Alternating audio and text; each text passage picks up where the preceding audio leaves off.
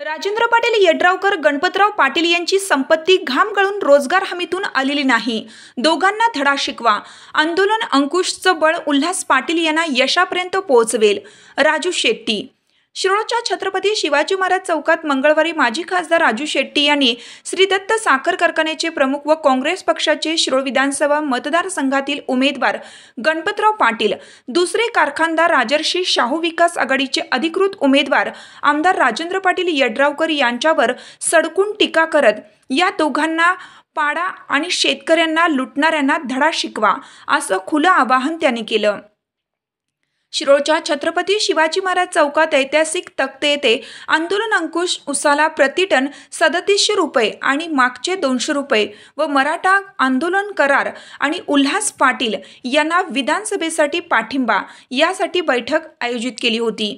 यावेळी राजू शेट्टी म्हणाले, धनाजी सुडमुंगे यांनी मन मोठं करून माघार घेतली, पाठिंबा दिला। हाच पाठिंबा उल्हास पाटील यांना यशापर्यंत पोहोचवेल। गेल्या वर्षीच्या आंदोलनामुळे मागचे प्रतिटन उसाला 100 रुपये आणि शिरोळ हातकणंगले तालुक्यातील कारखान्याने गेल्या वर्षी पहिली उचल 2900 रुपये जाहीर केली होती। केवळ आंदोलन आणि आमच्या एकजुटीमुळे अधिकचे 200 रुपये मिळाले। शेतकऱ्यांनी हे लक्षात ठेवावं। चळवळ जिवंत ठेवण्यासाठी विधानसभेत आमच्या सोबत राहावं। गणपतराव पाटील यांचे नवे रंग राहिले नाहीत।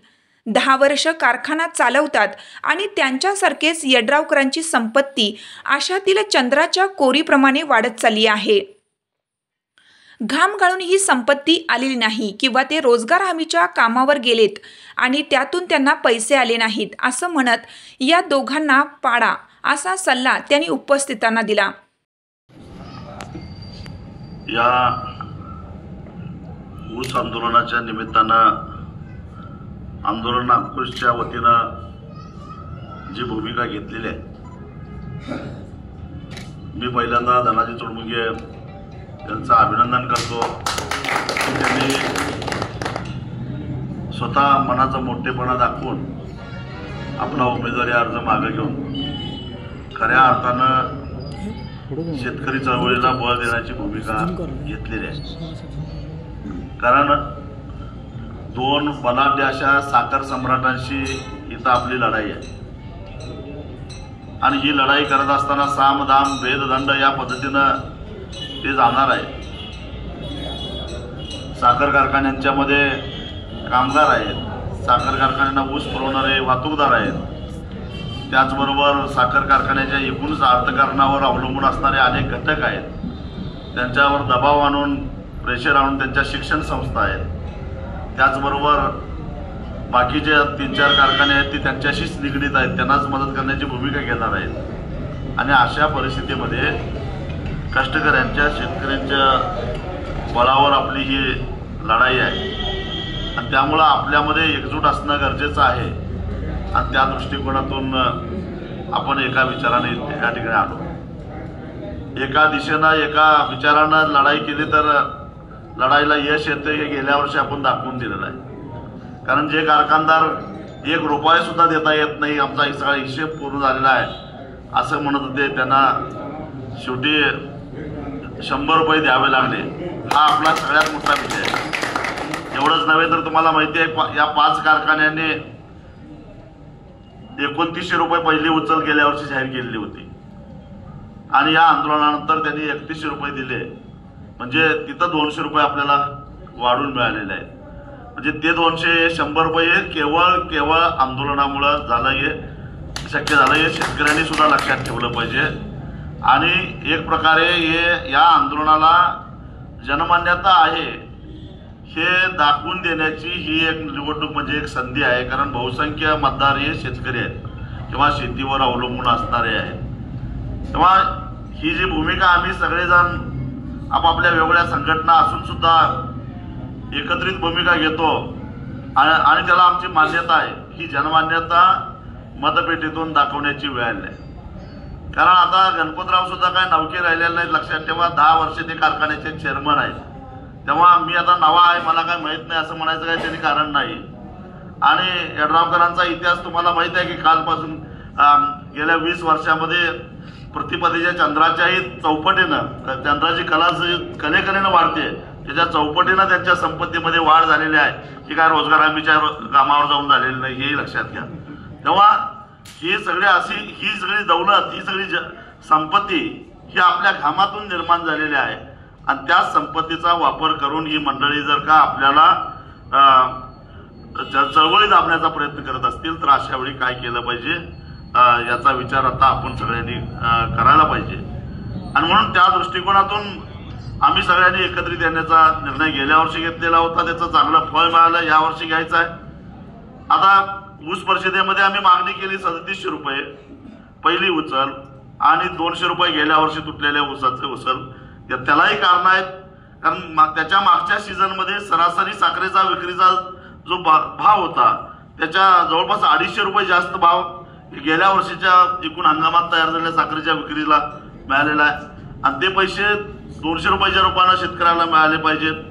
एकूणच सरकारचं धोरण निर्यातीला थोडीफार दिलेली परवानगी, आंतरराष्ट्रीय बाजारामध्ये साखरेला वाढत चाललेला भाव, ब्राझीलमध्ये साखरेचं घटलेलं उत्पादन, या सगळ्या गोष्टीचा विचार करता त्याचबरोबर इथेनॉलच्या किमती आता निश्चितच या आठवड्यामध्ये ठरणार आहेत.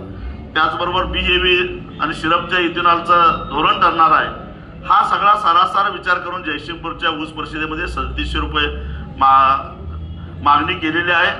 आणि त्याच्यामध्ये कदाचित मी जे का आता वर्णन केलं या परिस्थितीमध्ये थोडा काही बदल झाला, साखरेच्या निर्यातीवर बंदी घातली किंवा इथेनॉलचं धोरण काही बदललं तर कदाचित तो आकडा मागं पुढे सुद्धा होऊ शकतो.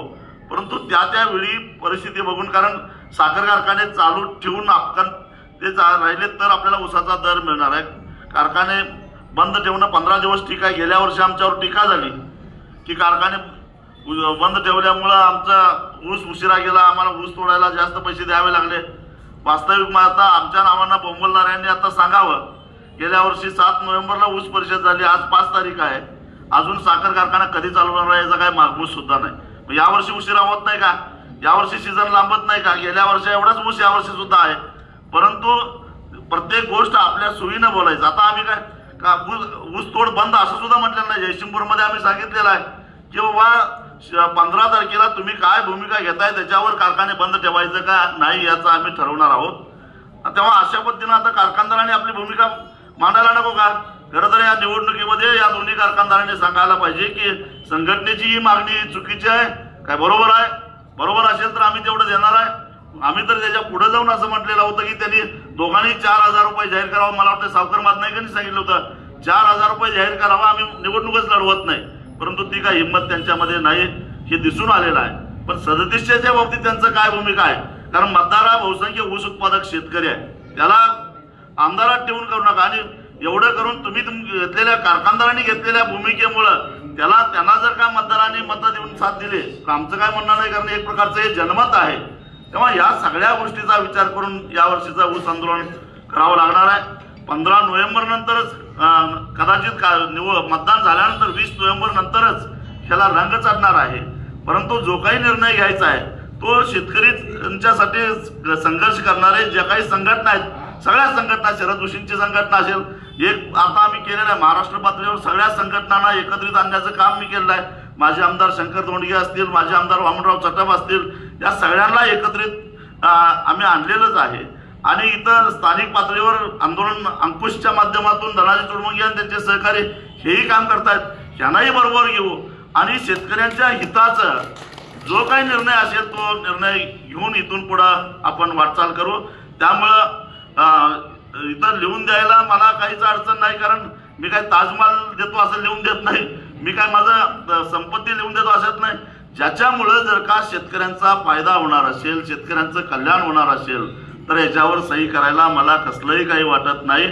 मात्र जो काही निर्णय घ्यायचा आहे तो शेतकऱ्यांना डोळ्यासमोर ठेवून शेतकऱ्यांचं नुकसान होणार नाही. कारण एक वेळ आपल्या चळवळीमुळे शेतकऱ्याचा फायदा नाही झाला तरी चालेल, पण शेतकऱ्यांचं नुकसान होता कामा नये ही भूमिका आपली राहिली पाहिजे. आणि त्या पद्धतीनं जो काही निर्णय घ्यायचा आहे तो सगळेजण मिळून घेऊ आणि त्या पद्धतीनं हा प्रस्ताव मला मान्य आहे. मी धनाजी चुडमुंगे आणि त्यांच्या सहकार्यांना विनंती करतो की तुम्ही आता खुलेआम या निवडणुकीमध्ये उतरा आणि जनमतासाठी लोकांना आवाहन करा की मतपेटीतून हे झालं पाहिजे की यानंतर या ऊस दराचं जे आंदोलन होणार आहे त्याला आम्ही सगळे ऊस उत्पादक शेतकरी मागे आहोत हे मतपेटीतून दाखवून द्या, हे आवाहन करण्यासाठी त्यांनी मैदानात उतरावं एवढं सांगतो आणि इथंच थांबतो. धन्यवाद. महानकर न्यूजसाठी शिरोळहून महेश पवार.